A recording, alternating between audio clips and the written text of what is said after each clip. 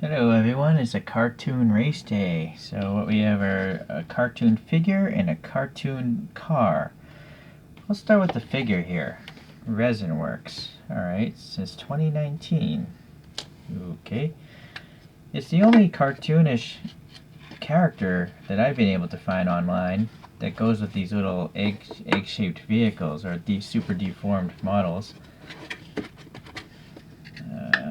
Pretty expensive figure, but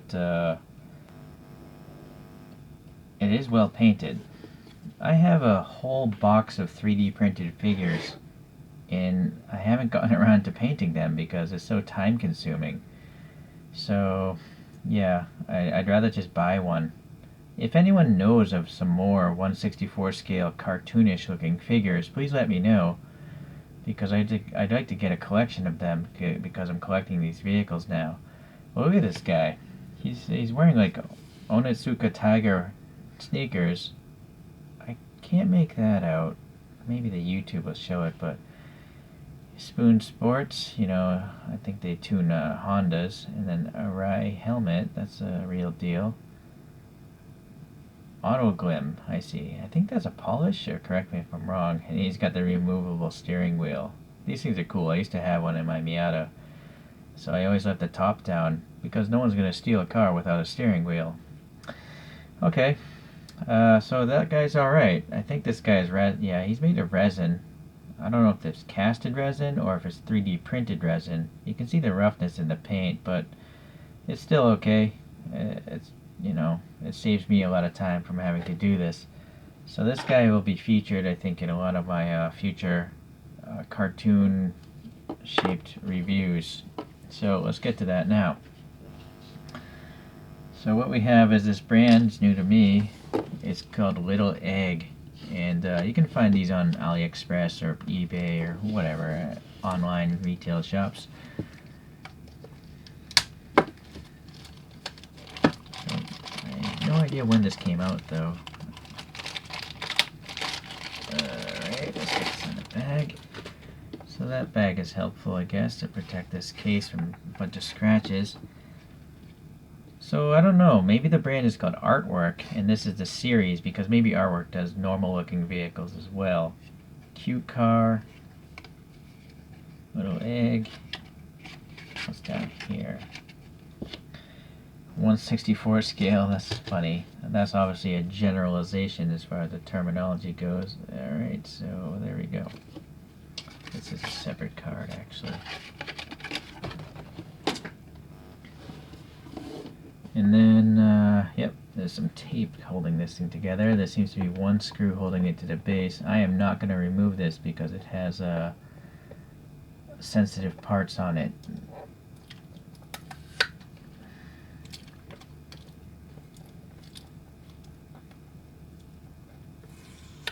Okay, so quite loose, the cover.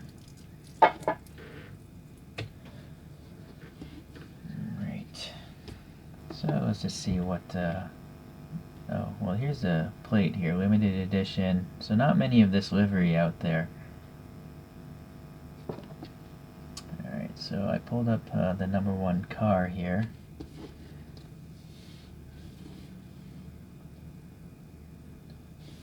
Seems to be a different year though. You can see the bumper is different, so interesting. Yeah, the sponsorship.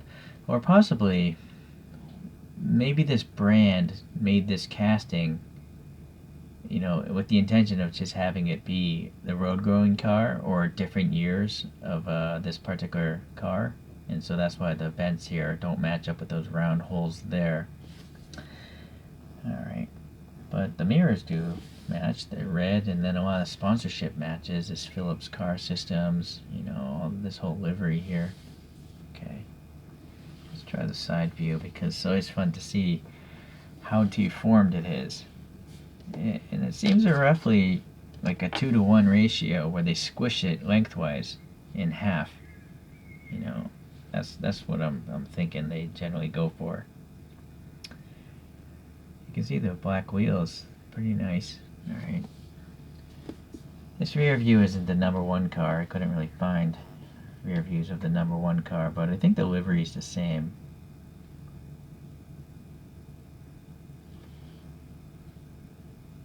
Yeah, okay. Alright, let's take a closer look at this thing. This Q car.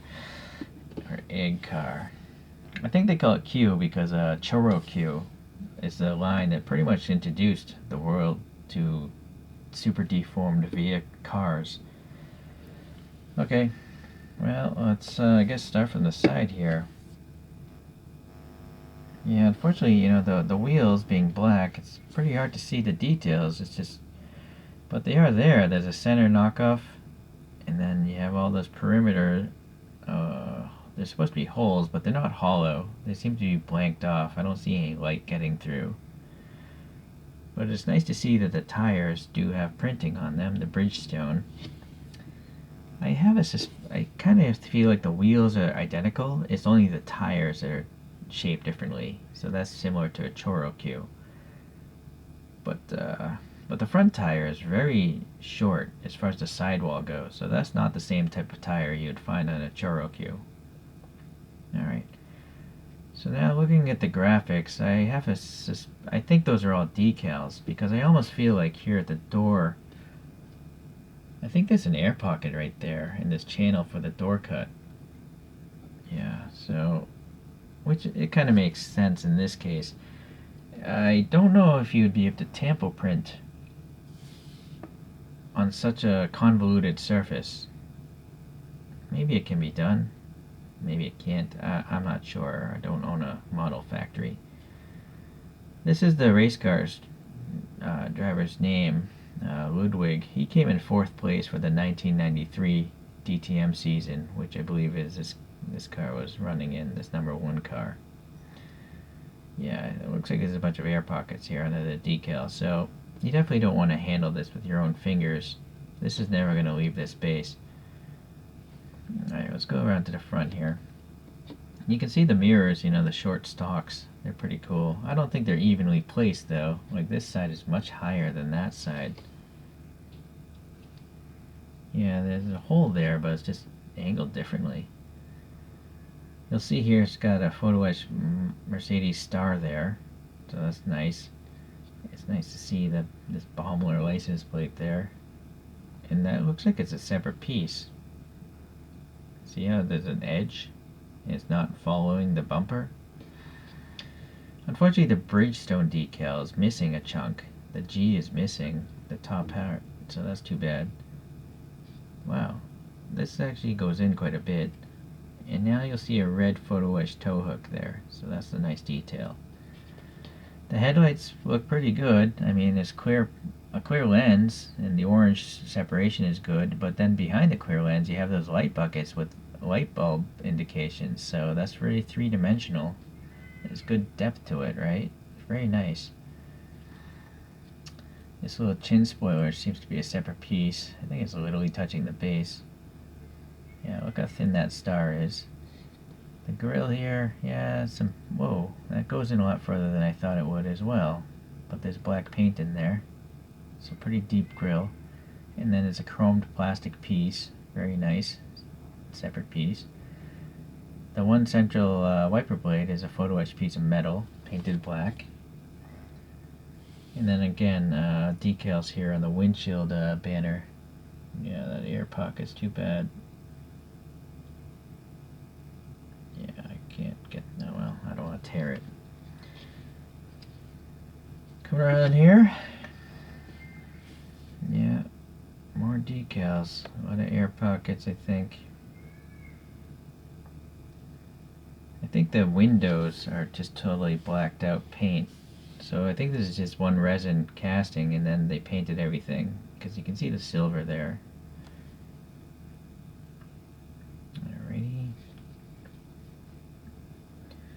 So the exhaust tips are nice. There's some, they're chromed plastic, but there's a pretty deep recess, and I think there's black paint in there as well, so that's nice. The taillights are good because they're translucent plastic. Good separation with the colors again, orange, red, clear, red.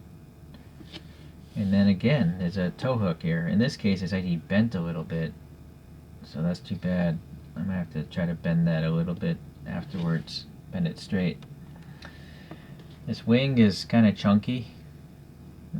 Could be worse. I mean, it's still thinner than a Hot Wheels wing.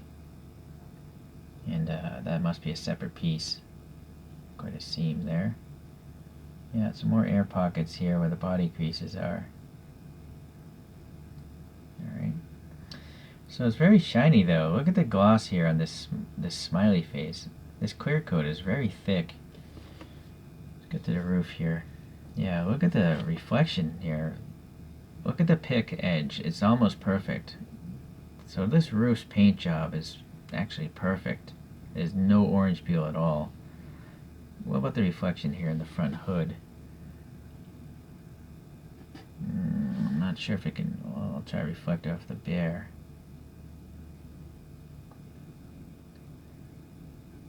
For some reason I can't seem to get a good reflection, but it does seem smooth. I don't see much orange peel in the clear coat. So it's possible that this could have been polished after it was clear coated, or whoever did clear coat it just knows what they're doing. I've tried and I always get orange peel when I use my airbrush clear coating stuff. So I'm not a professional model maker. Seems like this decal's off. The AMG is running off. How about this side? Better on this side. I think there's a door handle sticking out right here, and they managed to get the decal around it. Yeah, that is a bump. Okay. So it's quite fascinating. I know if some of you guys are new to watching me review these deformed cars, you might be thinking this is just stupid, but if you look at the amount of work actually put into this model, it's on par with other resin models, of scale accurate models that is, and it's well beyond regular die-cast vehicles. You know, the amount of effort put into this thing with the clear lights. You'll notice now the mirrors actually do have a reflective sticker, I think. Yeah, see, it's literally reflecting. So that's the stuff you find on a real high-grade resin model. This little thing is a separate piece as well, it looks like. The only thing that's missing is an interior. You know, there's no clear canopy and there's no interior. So that's where it does kind of fall short with the amount of work. But the work here on the exterior is quite fascinating. And so that's, oh, the wheels also. There's no air passing between the wheel spokes, so you're definitely giving up some as a result of, well, I don't know. I think it could be done better. It's not actually mounted to the plate perfectly, but I'm afraid to touch it, so I'm not going to.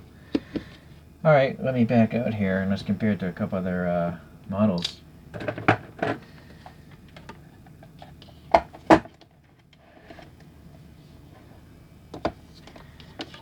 So the first thing we have to compare it to is the actual realistic looking model. So this one is done by Mini GT. I think there's 3 brands doing this vehicle, but I went with the cheaper option. And so I do think that Mini GT did a great job. I mean, the fact that they added that photo etched Mercedes star for that price point is quite great. And then it does have an interior with a silver roll cage as well. And then I love that Mini GT has the rubbery mirrors, so there's a chance that they won't break off. Right. Yeah, that is rubbery. So it's a pretty good representation that this artwork brand did. I mean, look at the livery, even though it's compressed, is quite similar. The bear face is not identical. The bear on the cartoon car is circular. Here it's got like a frayed edge. So I'm going to have to assume the livery on the Mini GT is more accurate because there's literally more room to make it more accurate.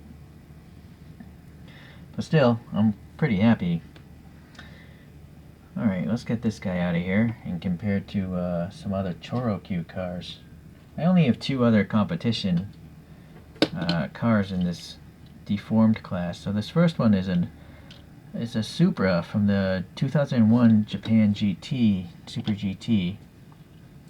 The casting is actually wrong compared to the race car. It's just deliveries on a Supra body. This next one is a Porsche 911 Gt3 R.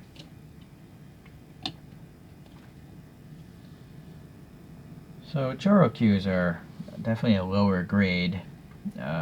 It is nice that some of them have transparent headlights, but they generally run the same 5-spoke wheels, and then the tail lights are just painted on, or the Supra doesn't even have paint there. But I'm pretty sure that these choro-qs cost a lot less when they were brand new. I got them used, so I have no idea how, what they really cost when they're new.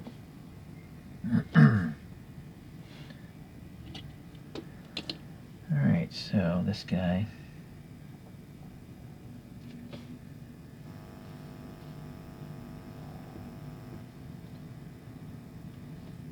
Alright guys, well, I still like these choro-qs. I'm going to continue to get some more. Alright, not choro-q. I still like these super deformed caricature models, and I will continue to get some more, so hopefully I'll see you or chat with you in the comments next time I do a review. Alright, tune in out.